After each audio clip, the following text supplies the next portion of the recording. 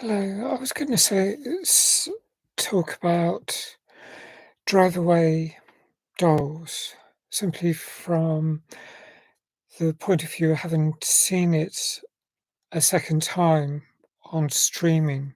I saw it in April last year in the cinema.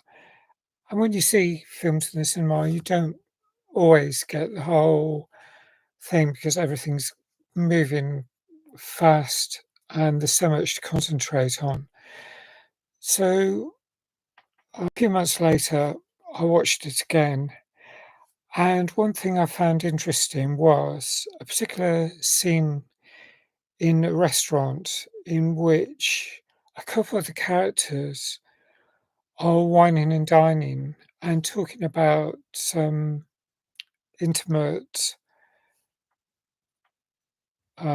relationship stuff between them. And um, the thing that really interested me was it's one of the few times that ace, and specifically in this case, demi-ace, was being talked about. Because I mean, it wasn't actually mentioned, but it was referred to in this film um, when one character was asking the other why no, was sort of like kind of chatting her up, was more or less saying that, "Shall we try having some kind of relationship?" And she recognized that the only relationships that the other character, played by Margaret Qualley, would, um, countenance is where, um,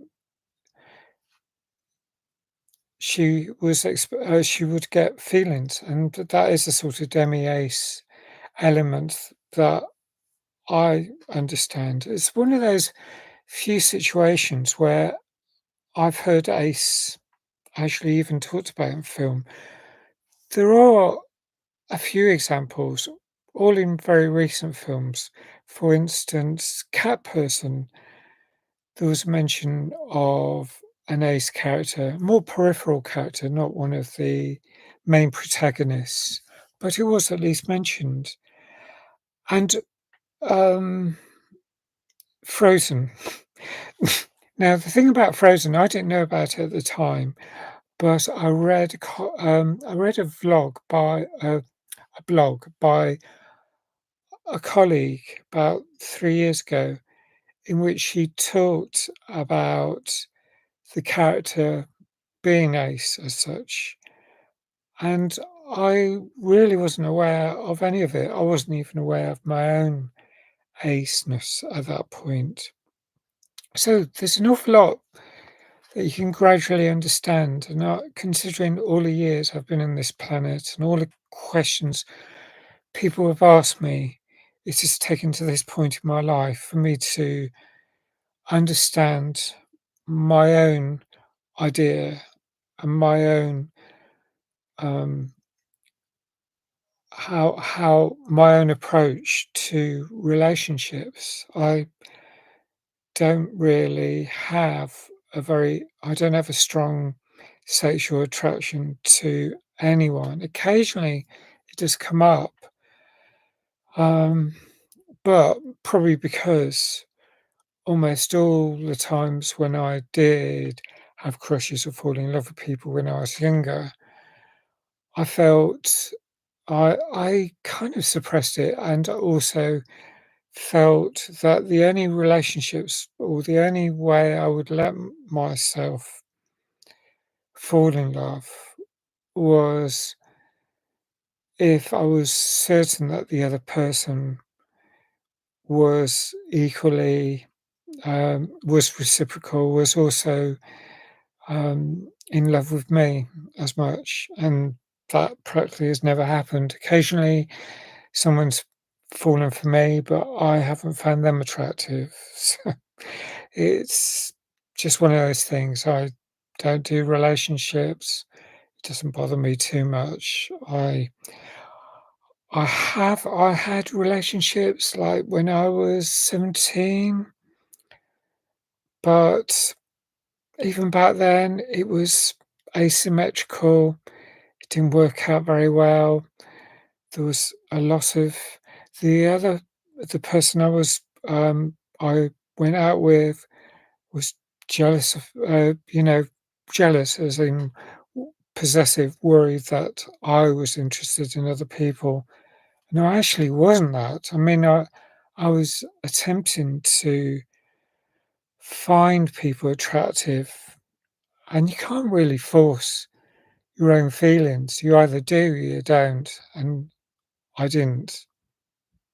And so it felt really strange. I mean, I read in books.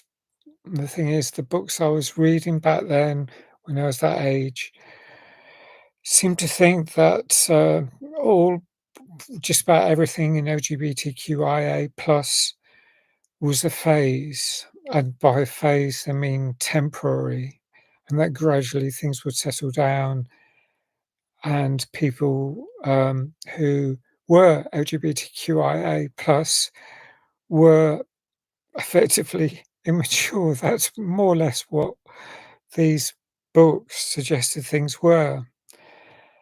And in effect, at that time, I was gaslit. I believed what was said. I thought, okay, I'll wait, I'll see what happens. And things didn't change. And I went out with someone for nearly 2 years, and gradually this person got more and more angry with me because I just wasn't interested, I just wasn't attracted in a way to her. And it felt very, frustrating for both of us, I think.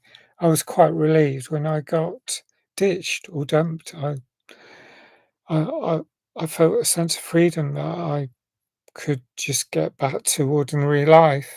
Um, that was it. Now, there's I'm hoping that more films will be made about this subject, but, well, and maybe there are more films out there that I just haven't yet come across. I'm really interested to find them, so if you're aware of them, please put them in the comment, and I will endeavour to find them and watch them.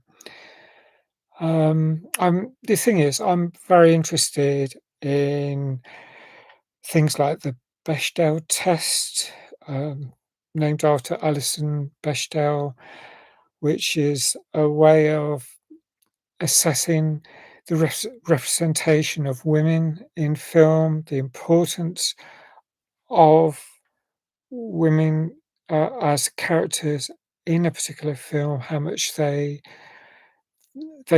participate in the film. So they have to be two named characters, and they need to have a conversation that does not involve a man. So that's the that's really a good way of assessing the the ability the whether film is woman friendly effectively, because is an awful lot of underrepresentation of women in film. And likewise, there's the Vito Russo test, and that was developed by GLAAD. I don't know if that's how it's pronounced, but it's a US LGBTQIA plus organization, and it looks at the representation of LGBTQIA plus characters in films. Um, and in films, to actually pass the Vito Russo test, the defining element of the film is not just on the identity of the characters, that there's more significance in a film, and there's more nuance and meaningful representations of LGBTQIA plus characters in a film to um, to make them worthwhile watching as a better representation of us in film. And as far as I'm aware, there are many more films now than there were 10, 50, certainly 15 years ago. I remember films like The Kids Are All Right, 2010. I remember some films that were earlier than that, but gradually there have been more films. There were films like Pride, which I would like to review, Pride 2014, A Fantastic Woman 2017. Um, there's Tangerine 2015. Um, and then some of the films that I've reviewed in some of my in recent times on my main channel. Um, I know the more I watch these films, the better an understanding I get of other characters right across the spectrum about, the different strands of LGBTQIA plus. And I want to learn, I need to learn just as much as everyone else because I only have my own limited my limited perspective, and I mean, I'm part of a few letters, but I'm represented by a few letters out of LGBTQIA. For instance, ace, as I mentioned, pansexual, bisexual, because my attraction is to all genders, trans, the T, probably T for T as well. There's certain elements that and I mentioned demi-ace, certain elements that I um, am exploring more, but those are the letters. I mean, to some extent, no, I don't. The other letters. I mean, I talked last year about on my blog and my vlog about demi demi-trans, and I'm not really so sure about that. I think I'm firmly binary trans, for what that's worth. It doesn't really make any difference. I just am where I am. I've never found out if I'm intersex or not. I might have, I don't know about chromosomes or anything like that. So there's an awful lot I could discover about myself. I don't know. It's some of it. I think I've been exploring my ADHD, ADHD and autism in recent times. There's only so many things that my mind can handle at one time. So I'm just gradually learning things. I'm also hopefully exploring local history as I would very much like to understand LGBTQIA plus history in Islington, maybe other neighbouring boroughs like Haringey, Hackney, Camden, but also specifically wards and areas such as the Cali area, the Barnsbury area, and Clerkenwell, where there's the museum and there's a wealth of information that I've already been finding out about. So those are things that I'm going to explore a little bit in future videos. but that will perhaps be on a separate channel when I've thought about how to deal with all this. I've been to the British Library. There's a lot I can explore there, but it's going to take quite a while, and I've only got so much energy, so I'm exploring it at a pace that I can handle. So that's this